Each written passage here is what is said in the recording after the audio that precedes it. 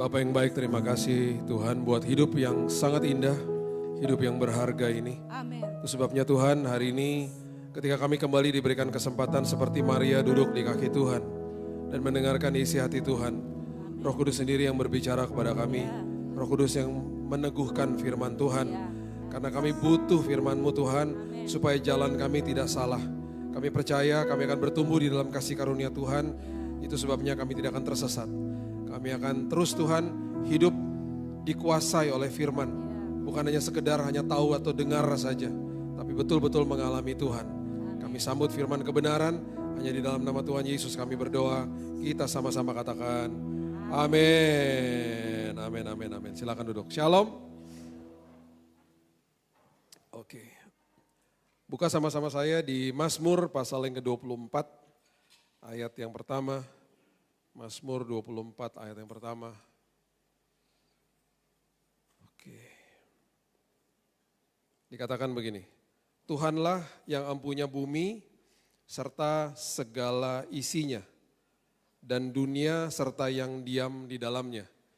Jadi apapun yang ada di bawah langit itu semua punya Tuhan, termasuk juga hidup kita. Hidup kita ini punya Tuhan. Jadi kalau kita mengerti, kita akan paham bahwa semua yang ada di bawah langit semuanya sementara waktunya. Semua yang kita lihat hari ini ada di ruangan ini, satu hari nanti kelak kita tidak akan lihat lagi tubuh ini. Nanti di kekekalan tubuh-tubuh yang ada pada saat ini nggak ada lagi. Jiwa dan roh kita akan hidup sampai selama-lamanya. Semua daging yang kelihatan hari ini semuanya akan kembali ke dalam tanah. Nanti kita diberikan tubuh kemuliaan sama Tuhan. Itu sebabnya Imamat pasal yang ke-25 ayat yang ke-23 mengatakan begini.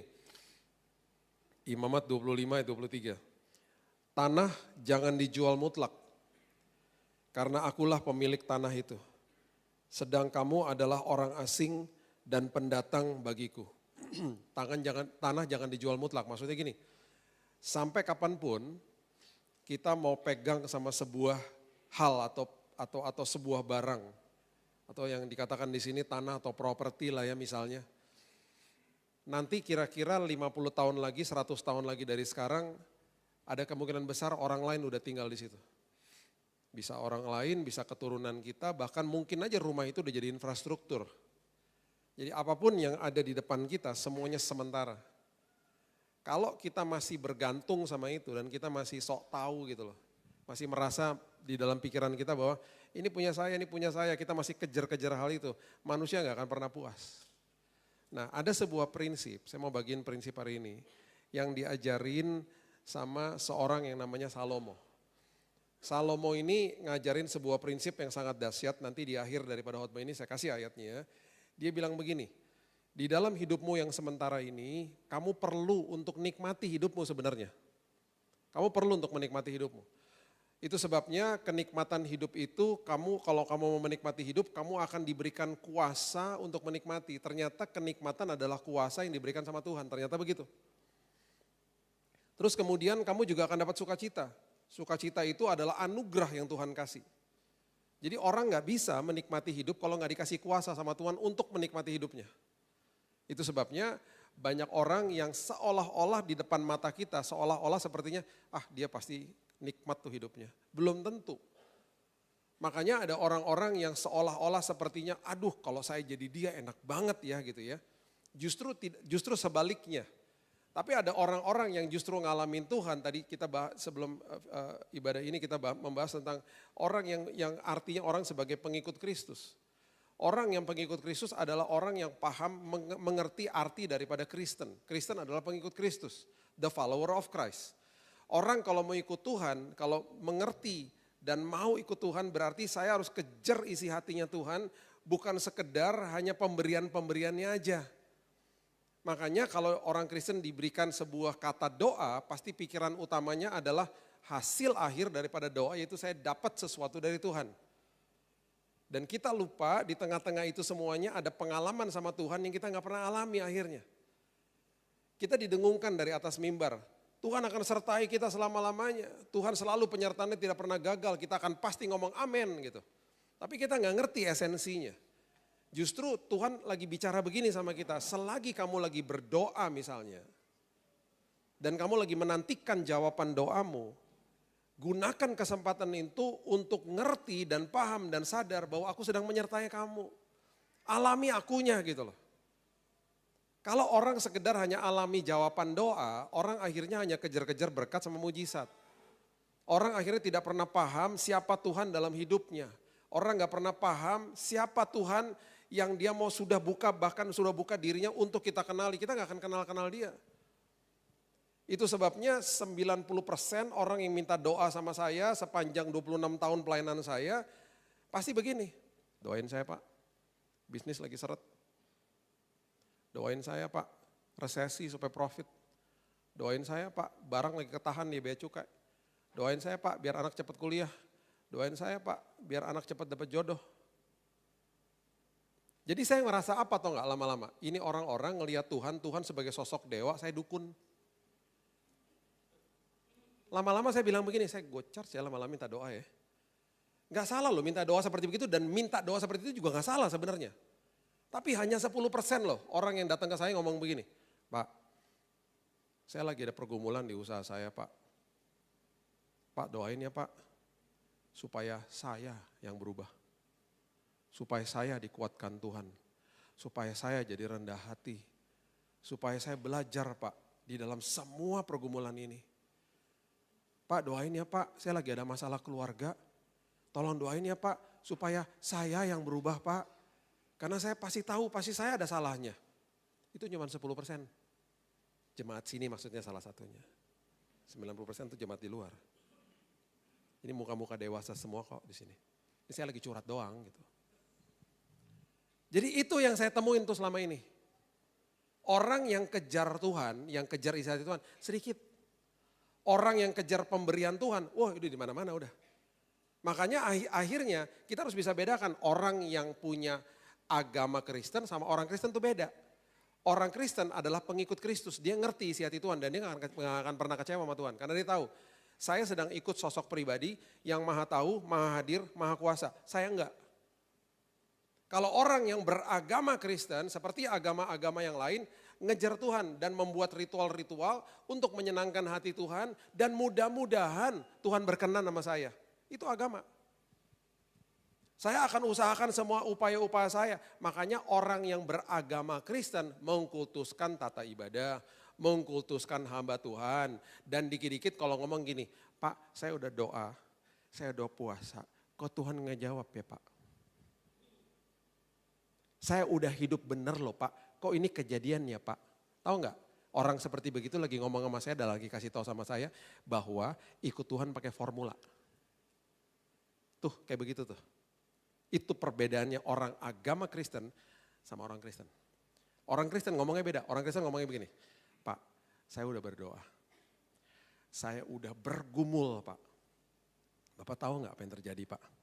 Saya diubahkan Tuhan Pak. Jawaban doanya dia belum lihat. Pak saya ngucap syukur, saya makin ngerti loh Pak. Perjalanan hidup itu seperti begini ya Pak. Itu orang Kristen. Sedikit, gak banyak. Jadi pertanyakan itu kepada diri kita hari ini. Saya kenal Tuhan kayak gimana ya? Apa saya cuma kejar tangannya dia? Saya gak pernah kejar sang pemberinya. Saya cuma kejar pemberiannya dan saya terkesima sama pemberiannya. Dan kita nantikan jawaban-jawaban doa, kita gak pernah nantikan prosesnya. Kita gak pernah enjoy prosesnya. Akhirnya yang namanya kehidupan bukan punya saya, gak ada artinya. Karena hidup punya saya. Itu sebabnya 1 Timotius 6 ayat 7 mengatakan begini, 1 Timotius 6 ayat 7. Sebab kita tidak membawa sesuatu apa ke dalam dunia, dan kita pun tidak dapat membawa-bawa apa-apa keluar. Jadi kita keluar dari rahim ibu kita, semua kita nggak bawa apa-apa. Nanti ketika kita meninggalkan dunia ini, kita juga nggak bawa apa-apa. Keluar dari rahim ibu nggak pakai baju, nanti meninggalkan dunia juga dimandikan nggak pakai baju. Keluar dari rahim ibu datang ke dalam dunia dikasih baju, meninggalkan dunia dikasih baju juga. Di dalam dua event ini manusia tidak berdaya. Mana ada keluar dari rahim ibunya udah pakai baju, menjerit susternya yang ada. Mana ada orang Di dalam peti mati, dia gak suka sama baju yang udah dikenakan sama orang yang habis mandiin jenazahnya. Tiba-tiba lagi begini kan, posisi begini tuh peti mati. Bro, gantiin dong, gue gak suka nih jasnya. Menjerit yang melayat. Gak ada orang tanpa daya di dalam dua hal ini. Kok masih bisa bilang begini, hidupku adalah gue, jangan atur-atur hidup gue. Heran saya. Makanya orang-orang kayak begitu gak pernah puas. Makanya teman saya yang tinggal di kos-kosan, yang tanggal 25 uangnya udah habis, tersenyum. Kalau saya ketemu dia nangis. Sampai saya bilang gini, karena teman baik, lu gak ada duit ya? Iya, sambil nangis. Lu mau gue kasih duit? Gue gak minta duit sama lu, Bill. Lah kenapa lu nangis? Gue nangis terharu. Nah kenapa lu nangis terharu? Karena justru Bill, habis tanggal 25 sampai awal bulan depan, itu gue makan paling enak. Karena penyertaan Tuhan luar biasa, ada aja mujizat yang Tuhan kasih. Gue nangis bukan minta duit, Bill. Gue nangis karena gue terharu dan gue deg-degan nih ngelihat hari besok. Pasti ada hal-hal yang Tuhan kasih buat gue. Karena penyertaan Tuhan gak pernah gagal, Bill. Oh dia gak pernah ngejer yang namanya, oh Tuhan pokoknya nanti cukupin ya Tuhan akhir bulan gini. Enggak. Tuhan aku percaya penyertaanmu gak pernah gagal dalam hidupku. Itu pengikut Kristus. Jadi tenang hidupnya. Kita gak bisa perbesar iman kita. Hanya Tuhan yang bisa perbesar iman kita. Gimana Pak caranya perbesar iman? Makin berserah, makin besar imannya. Kita gak bisa pakai upaya. Makanya ya orang-orang ketika, tadi barusan saya ditanya sama seorang jemaat. Pak gimana caranya waktu lagi sakit kok imannya bisa tegar, bisa kuat. Ya bukan kuat dan gagah saya lah, Tuhan yang kasih imannya. Gimana kuncinya? Kuncinya berserah. Makin berserah, makin besar kapasitasnya. Dan ingat, suplainya Tuhan lebih besar daripada kapasitas yang bisa kita tampung. Jadi rugi kalau kapasitasnya kita gak perbesar. Jadi makin berserah, makin besar kapasitasnya. Makin nampung akhirnya pemberian Tuhan. Tetapi sebelum itu harus ngerti dulu prinsipnya. Carilah dahulu kerajaan Allah dan kebenarannya. Baru segala sesuatu ditambah-tambahkan. Itu prinsipnya. Makanya 10 orang kusta yang balik kan cuma satu kan. Yang satu terkesima sama sang pemberi. Yang 9 kabur. Yeay sembuh kabur. Yang satu terkesima sama sang pemberi. Makasih ya Tuhan. Yesus tanya gini, mana yang 9? Kaburlah. Terus di akhir daripada itu semuanya di Lukas 17 nanti Bapak Ibu baca. Imanmu menyelamatkanmu. Artinya your faith has made you whole. Artinya kesembuhanmu sempurna, itu bahasa aslinya. Maksudnya apa? Yang 9 disembuhin, yes. Bekas kustanya masih ada. Yang satu ditambahin nama Tuhan, bekas kustanya hilang, kesembuhannya sempurna. Yang 9 cari kerjaan susah, karena ada bekas kusta. Yang satu cari kerjaan gampang, kalau dia gak bersaksi orang gak pernah tahu dia bekas pengidap kusta. Kenapa? Karena terkesima sama sang pemberi, dapat tambahan dari Tuhan. Yang dikejar sang pemberi, bukan pemberiannya. Makanya anak kecil kalau dapat kado, kita suka bilang begini kan, bilang apa? Karena mereka gak terbiasa bilang terima kasih, mereka terkesima sama kadonya. Mereka lari sama kadonya dan kita bilang, bilang apa? Mereka bilang terima kasih sambil liatin kadonya. Thank you mami, thank you daddy. Mereka gak peduli sama orang tuanya. Mereka bilang thank you karena mereka diharuskan. Jadi itu kalau kita ngerti itu, kita mulai mengerti, oh hidup saya memang bukan punya saya. Dan prinsip yang diajarin sama Salomo untuk dapat kuasa untuk menikmati hidup. Dia kasih 3 prinsip, dia bilang begini. Hargai hidupmu. Hargai hidupmu. Nanti saya kasih ayatnya. Hargai hidupmu. Apa yang kamu sedang hadapi dalam hidupmu hari ini, itu semua sementara. Hargai hidupmu. Kamu punya keterbatasan dalam hidupmu. Hargai hidupmu. Ya. Life is short. Mazmur 90 ayat 10 mengatakan begini. Mazmur 90 ayat 10. Masa hidup kami 70 tahun. Jika kami kuat 80 tahun. Kebanggaannya adalah kesukaran, penderitaan sebab berlalunya buru-buru dan kami melayang lenyap. Ayat 12. Ajarlah kami menghitung hari-hari kami sedemikian hingga kami beroleh hati yang bijaksana. 70 kalau kuat 80 tahun itu masa tugas kita. Mama saya udah dapat bonus. Dia umurnya udah 81. Terus kalau ditanya, tante rahasia umur panjang apa? Makan ikan, olahraga, sama minum wine. Minum wine tante? Iya, sama seperti Paulus. Oh gitu? Iya, Paulus minumnya anggur. Emang Tante pernah baca? Iya, ada di Alkitab. Ayatnya mana tante? Nggak tahu, pokoknya ada aja katanya. Dia masih jalannya cepat, jantung masih kuat. Paling demen ke mall, bukan belanja-belanja, bukan. Untuk jalan-jalan gitu. Toko favoritnya cuma satu, Watson.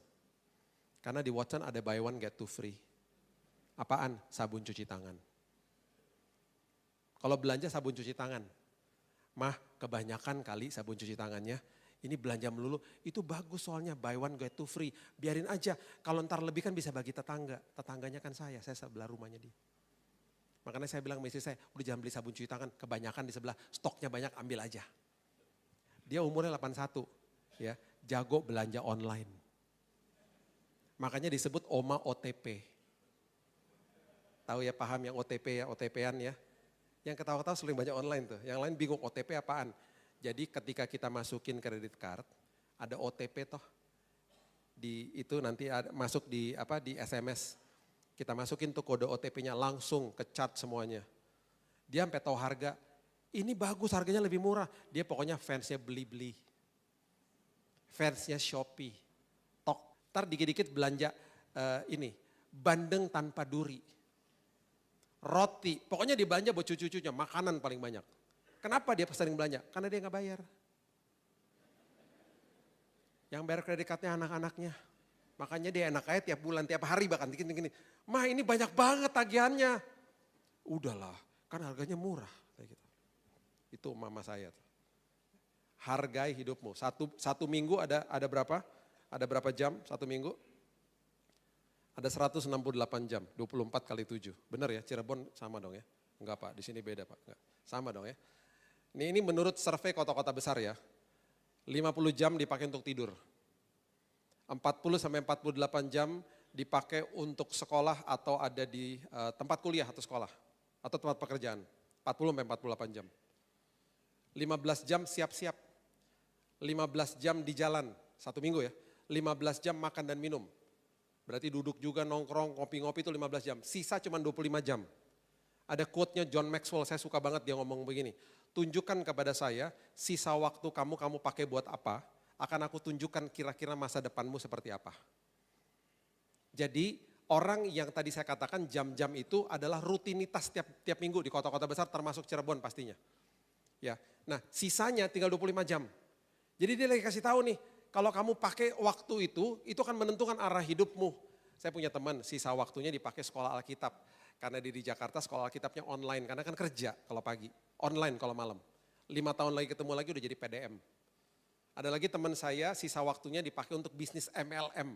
Saya bilang gini, masih ada apa bisnis MLM hari gini? Masih Bill. Bukannya lu ditolak-tolakin orang? Oh iya gue sering banget. Kok lu tekun banget? Gue ogah tuh kayak gitu-gituan. Iya Bill, karena 2 panggilan hidup gue katanya gitu. 5 tahun lagi jadi direktur di level MLM. Ada teman saya lagi, sisa waktunya dipakai nggak ngapa-ngapain. 5 tahun lagi ketemu nggak ngapa-ngapain juga. Ya gitu-gitu aja hidupnya. Jadi tergantung kita mau pakai apa. Apa yang kita hargai menentukan masa depan kita. Apa yang kita hargai selama proses dan kita hargai penyertaan Tuhan, itu menentukan cara berpikir kita akhirnya. Jangan fokus sama hasil akhir daripada sebuah doa, yaitu pemberian Tuhan. Fokus sama prosesnya.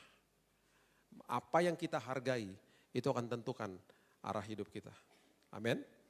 Apa yang kita hargai akan menentukan arah hidup. Ingat loh, kita juga punya keterbatasan secara fisik. Siapa yang suka main basket? Gak ada. Bola basket, Pak Win.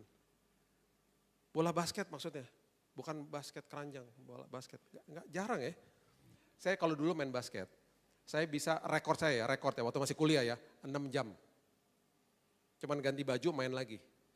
Dulu waktu masih kuliah salah satu sparring partner saya Pak Sandiago Uno. Dia sekolahnya gak jauh dari saya. Jadi saya kalau udah basket udahlah. Waktu COVID kemarin, saya ngajakin anak saya sama ponakan-ponakan saya, jadi sepupunya dia kan main sama saya.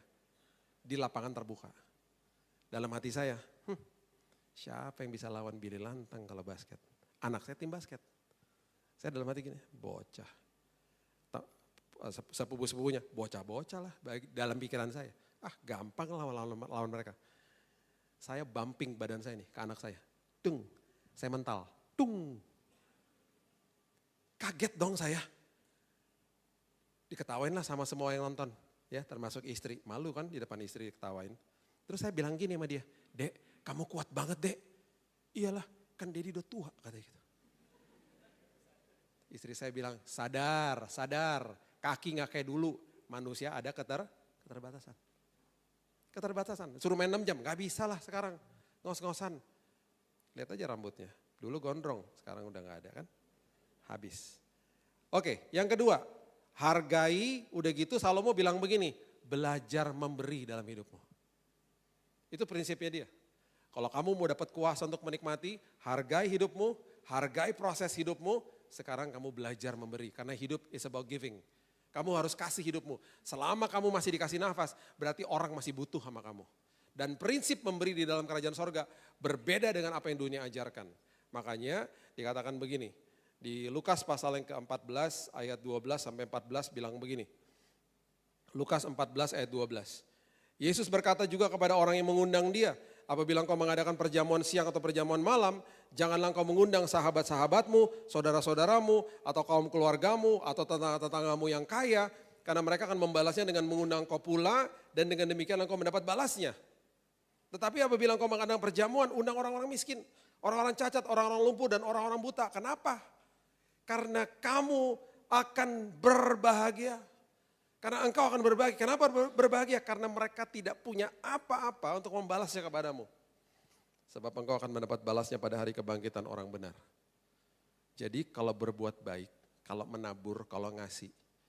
Perhatikan jangan minta imbalan. Jangan ngasih dengan motivasi, ntar yang penting dapat balik. Jangan gitu. Jangan ngomong yang penting deket-deketin orang yang berpengaruh supaya nanti gue dapat cipratannya. Makanya orang-orang yang kaum marginal diabaikan. Di Jakarta banyak banget ya gereja di dalam mall. Banyak. Saya suka perhatikan behaviornya orang, sikapnya orang nih. Kalau datang ke gedung gereja semua shalom-shalom, begini-begini. Giliran pintu mall dibuka sama satpam, nggak ada yang nyapa dia, bodoh amat gitu loh. Karena nggak kenal.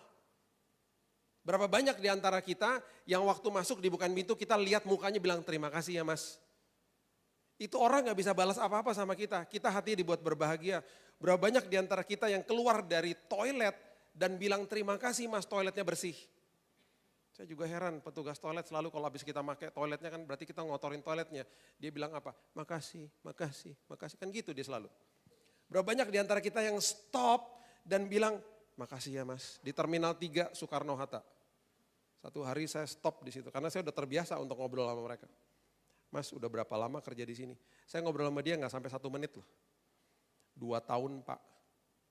Mas saya cuma mau kasih tahu toiletnya bersih, makasih ya mas gitu. Oh iya pak gitu. Mas mau tanya aja, selama 2 tahun mas kerja di sini ada yang gak pernah ngajak ngobrol kayak saya gini? Gak ada pak, bapak orang pertama. Karena saya ngeliatin sikapnya orang kan kalau keluar dari kayak, dia kan bilang makasih, gak ada yang peduli lah. Itu hal sederhana loh. Itu hal sangat sederhana. Dan Alkitab sudah catat kalau engkau berbuat baik kepada orang yang bisa balas kepadamu, hatimu dibuat berbahagia. Itu prinsip memberi soalnya. Makanya mbak yang kerja di rumah saya, itu bagi saya itu ring satu saya. Karena Tuhan percayakan mereka ada di rumah saya. Saya harus jadi berkat buat mereka terlebih dahulu. Sebelum mikirin yang lain-lain. Karena mereka datang dari jauh-jauh kerja di rumah saya. Satu mbak kerja di rumah saya itu udah 25 tahun. Seusia anak saya. Jadi dia sama saya udah kayak keluarga. Dan bahkan satu-satunya orang yang berani marah sama saya di rumah. Maksudnya marah tuh maksudnya gini loh. Waktu anak-anak masih kecil-kecil, saya bawa mereka pergi kan. Dia kan protektif banget sama tuh anak-anak. Terus gak tidur siang, besok sekolah kan, saya ditelepon sama dia. Biasanya kalau mbak telepon majikan, biasanya ngomongnya bagaimana? Mohon maaf pak, permisi pak, bapak lagi di mana pak? Biasanya kan gitu ngomongnya, ya gitulah bahasanya seorang yang kerja sama orang majikannya gitu ya. Ini anak-anak saya bawa dan belum pulang. Jam 9 malam belum pulang, lagi on the way pulang. Bagi dia tuh udah telat. Karena besok sekolah, belum tidur. Jam 9 saya udah tidur. Ditelepon saya sama dia.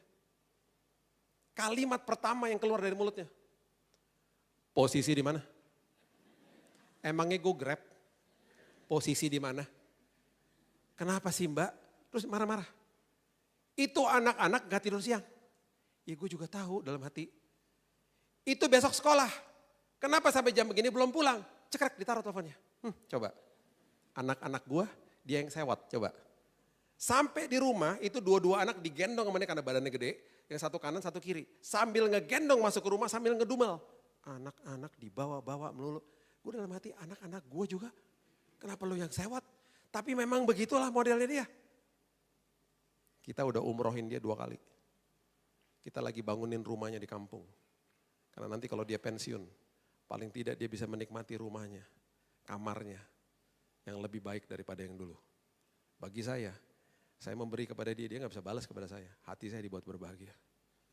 Yang mbaknya satunya lagi biasanya kerjanya lama juga kalau di rumah saya. Ya, tapi kan lebih mudah. Nanti setelah 10 tahun, 15 tahun nikah, pergi. Ya kan? Yang ini yang satu lagi lama juga, udah 15 tahun. Yang sebelumnya, pernah datang ke rumah saya sebelum ini, datang ke rumah saya umur 19 tahun. Berapa tahun yang silam. Hari pertama kita interview. Mbak, ngapain ke kota mbak? Iya pak, saya putus sekolah pak, saya pengen lanjutin sekolah pak gitu. Mbak, mimpinya apa mbak? Saya nggak mimpi pak tadi. Cita-cita mbak, ya ampun. Oh cita-cita pak, ya saya pengen jadi akuntan pak, kamu kayak gitu. Tadinya, tapi kan putus sekolah pak, nggak bisa sekolah. Jadi putus SMA? Iya. Mbak, mau nggak kerja di sini sampai jam 3 sore, ntar saya panggilin tukang ojek, mbak ambil paket C, sekolah ya mbak. Oh bisa pak, bisa lah. Mbak kejar mimpinya mbak, jangan nanti lama-lama kerja di sini, kejar mimpinya. Selagi saya bisa, saya tolongin deh. Tapi sekolah yang benar ya. Oh ya pak, boleh ya pak, boleh lah. Ntar potong gaji ya pak, gak usah. Selama saya bisa bayarin. Udah dia sekolah. Selagi dia sekolah, dia rajin, diajarin bahasa Inggris sama anak-anak saya. Satu hari anak-anak saya kurang ajar juga ngomong gini, kamu jangan panggil dia bapak-bapak. Dia bukan bapak, panggilannya Daddy. Jadi besok kalau dia bangun pagi, mbak harus panggil dia good morning daddy. Saya bangun pagi, dia lagi nyapu, tiba-tiba good morning daddy. Kaget lah saya, good morning daddy. Pak saya diajarin anak-anak pak, mohon izin, katanya mau panggil bapak harus begitu. Boleh ya pak? Ya bolehlah gitu, saya bilang gitu. Udah selama-lamanya panggil saya daddy. Setelah saya SMA, kita kuliahin. Hari ini, dia menjadi salah satu pemilik UKM yang berhasil di Jakarta Pusat. Dan sampai hari ini, dia masih kalau ke rumah saya, masih nyelamatin lebaran, Natal, dan ke rumah saya masih panggil saya Daddy. Sampai hari ini, udah berkeluarga. Hati saya bahagia. Bisa balas? Gak bisa. Dan yang paling dahsyat adalah, dia pernah bilang gini sama saya, Pak, saya nemuin buku di kamar Bapak, namanya Purpose Driven Life. Pas saya lagi bersih-bersih. Pak, itu buku luar biasa ya Pak, saya udah baca Pak sampai bab 7. Dahsyat loh Pak, udah buat Mbak aja. Dimasukin di profilnya, profil WhatsApp. Dimarahin orang kampung, dia gak peduli, biarin aja. Orang gue diberkati kok sama buku itu. Saya gak pernah ngomongin Yesus sama dia. Tapi kami pertontonkan Yesus kepada dia. Itu yang paling penting. Hidupmu adalah pemberian bagi orang di sekitarmu. Itu yang diajarin sama Salomo. Ya. Apalagi yang namanya pemberian janda sepeser. Itu janda sepeser dikasih waktu dia memberikan di depannya murid-murid, Yesus bilang begini, coba lihat ya. Markus pasal yang ke-12 ayat 41 sampai 44. Markus 12 ayat 41 sampai 44. Pada suatu kali Yesus duduk menghadapi peti persembahan, memperhatikan bagaimana orang banyak memasukkan uang ke dalam peti. Banyak orang kaya membeli jumlah yang besar, nominalnya besar, di mata dunia itu lebih besar. Lalu datanglah seorang janda miskin memasukkan 2 peser yaitu 1 duit. Maka dipanggil murid-muridnya dan dia berkata, aku berkata kepadamu sesungguhnya janda miskin ini memberi lebih banyak daripada orang yang memasukkan uang ke dalam peti persembahan. Mereka bingung lah, karena 10.000 sama 100.000 ya gedean 100.000 lah di mata dunia. Yesus bilang apa? Dia memberi yang terbesar. Kenapa? Ini yang menjadi prinsip kerajaan sorga. Dia bilang begini, sebab mereka memberi dari kelimpahannya. Tetapi janda ini memberi dari kekurangannya. Semua yang ada padanya yaitu seluruh nafkahnya. Kerajaan sorga. Yang kerajaan sorga lihat maksudnya, itu bukan nominalnya, yang dilihat sisanya. Saya gak ngomongin cuma uang loh, semua. Bapak ibu pulang ke rumah dari hari kerja, tenaga udah habis, masih mesbah keluarga, masih berdoa, itu pemberian terbesar. Yang dilihat sisanya soalnya. Sisa udah gak ada, sisa tenaga udah gak ada. Makin gak ada, tadi pagi kita bahas, makin udah gak bisa ngapa-ngapain, makin berserah sama Tuhan, itu lagi memperbesar kapasitas. Makin besar nanti, makanya mujizat multiplikasi terjadi ketika kekurangan ada di tangan Tuhan. Ketika keterbatasan ada di tangan Tuhan, dia ngucap syukur. Dan itu yang terjadi. Ya. Hargai, belajar memberi, dan yang terakhir Salomo bilang begini, belajarlah kelola hidupmu sebaik-baiknya. Kelola hidupmu sebaik-baiknya. Orang yang mengerti ngelola hidup sebaik-baiknya, orang itu adalah orang yang paham pertama. Dia bisa menjawab 5 pertanyaan. Identitas saya seperti apa? Apa yang orang katakan tentang saya itu opini mereka. Identitas saya, apa yang Alkitab katakan tentang saya. Saya adalah orang yang lebih daripada pemenang. Dia ngerti identitasnya. Yang kedua, dia akan paham begini. Saya ini berasal dari mana? Saya ada di dalam muka bumi ini, saya tahu saya berasal dari kerajaan sorga. Saya hanya diutus yang tadi kita baca. Umur kita gak panjang di dalam dunia ini. Saya ambasador duta besar kerajaan sorga. Kalau duta besar Amerika ada di Indonesia, semua kebutuhan dia dibayar sama negara Amerika yang kirim dia. Berarti saya juga sama, saya dikirim sama kerajaan sorga. Kebutuhan saya dijamin sama kerajaan sorga. Saya dan keluarga saya. Yang ketiga, saya paham. Ketika saya bangun pagi, saya paham. Saya ini ada di dunia untuk apa? Ketika saya masih bangun pagi, ketika tadi kita bangun pagi masih ada nafas. Berarti dunia ini atau orang lain masih butuh sama kita. Tuhan masih tempatkan kita di sini. Yang keempat, kita paham yang namanya kekuatan kita, panggilan hidup kita, talenta kita akan makin mengerti akhirnya. 2 tahun lalu anak saya datang kepada saya, tahun depan dia kuliah. Dia mengatakan sesuatu yang mind boggling, saya begini, apaan sih itu? Gitu. Dedi aku mau kuliah katanya, tahun depan maksudnya. Ini 2 tahun lalu ya datangnya. Mau ngambil apa dek? Aku udah tahu, udah pasti mau ngambil itu. Apa? Sport science. Apaan tuh dek? Aku gak pernah dengar. Jadi dia ngajarin sama saya. Jadi ini semua tim di olahraga tuh ada yang namanya trainer. Itu sekarang disebutnya sport scientist. Jadi tahu F1 enggak? Balapan mobil. Itu kan di situ ada orang yang ngetrain pembalapnya. Jadi lihat deh badannya slim-slim. Mereka gak boleh ke gym ngangkat berat-berat. Karena kalau enggak badan mereka kegedean mereka gak muat di kokpitnya. Kan kokpitnya kecil-kecil. Saya baru ingat. Saya pernah ke pabriknya Toyota, kenal sama manajernya di Jepang. Orangnya bilang begini, ini mumpung belum rame pabrik. Mau gak nyobain F1, mobil F1 yang kita pakai tahun lalu. Di belakang ada tuh, masuk ke kokpitnya gue fotoin. Nih, bilang. Saya buru-buru ke belakang, saya masuk kagak muat. Shoulder kegedean, cekak gak muat. Beginilah kayak supir angkot jadinya. Difotoin. Oh gitu deh, iya. Dedi tahu gak mereka kalau nge-gym latihannya otot apa? Apaan? Leher. Kenapa? Itu kan jet darat, Dad. Itu 300 km per jam.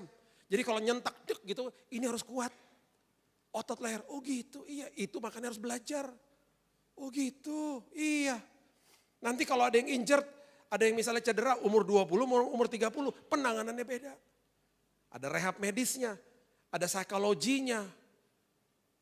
Berapa bulan lalu kita pergi, ada diundang pelayanan di Australia. Pertama kali juga saya baru ngerti di situ. Anak saya bilang gini, Dedi tahu nggak? Universitas terbaik untuk sport science itu ada di Australia. Orang Australia ngomong gini, Pak tahu nggak? Kemarin juara 4 Olimpiade siapa? Siapa? Australia.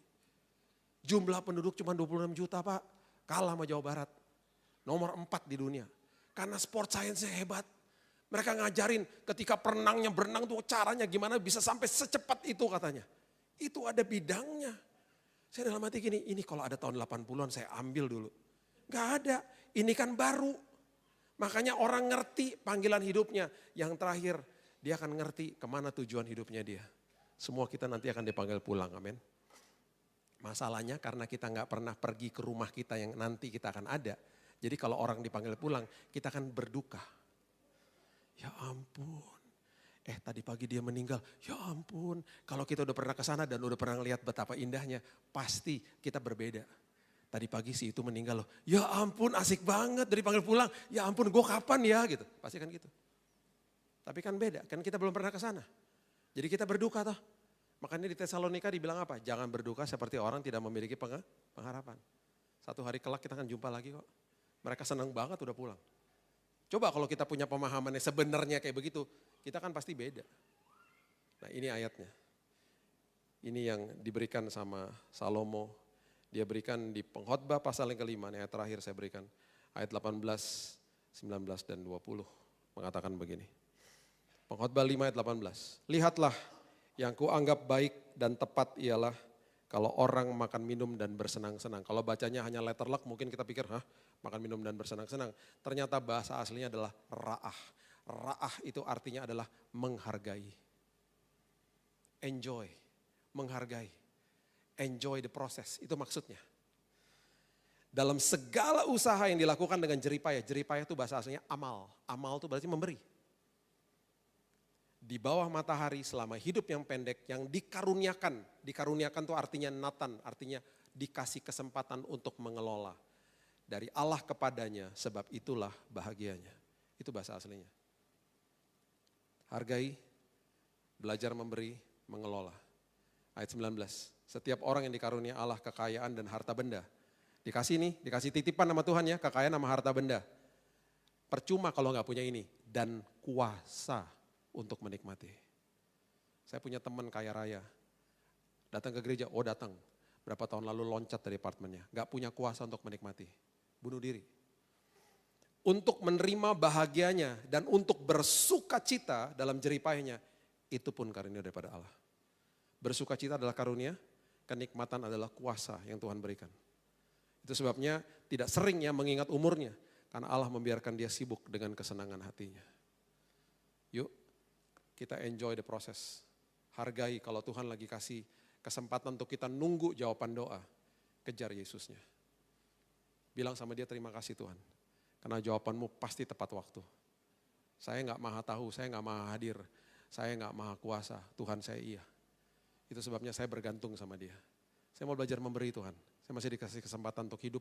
Saya mau belajar berikan hidup saya untuk orang lain. Dan yang terutama Tuhan, saya mau mengelola hidup saya dengan sebaik-baiknya. Saya paham apa yang Tuhan kasih, talenta, karunia, kepribadian, kehebatan, zona kekuatan yang Tuhan kasih. Saya mau kelola dan saya mau berikan kepada dunia ini. Dan juga pastinya kepada orang-orang di sekitar saya. Nehemia, orang Yahudi, kerja di kerajaan Artasasta, kerajaan Persia, ekspatriat, jadi juru minum, gajinya gede banget. Tiba-tiba satu hari bilang gini sama Raja Artasasta, gue pulang ya. Kenapa?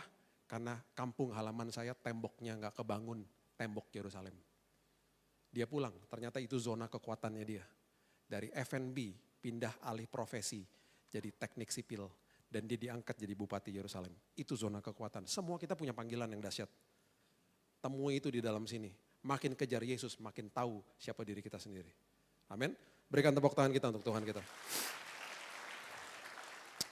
Bapak yang baik, terima kasih buat pagi siang hari ini. Firman-Mu yang sudah dibentangkan sepanjang hari dari pagi tadi Tuhan. Betul-betul menjadi rema kehidupan dalam setiap hidup.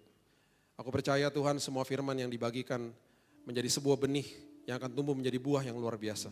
Setiap hidup kami berdampak, setiap hidup kami bertumbuh di dalam kasih karunia.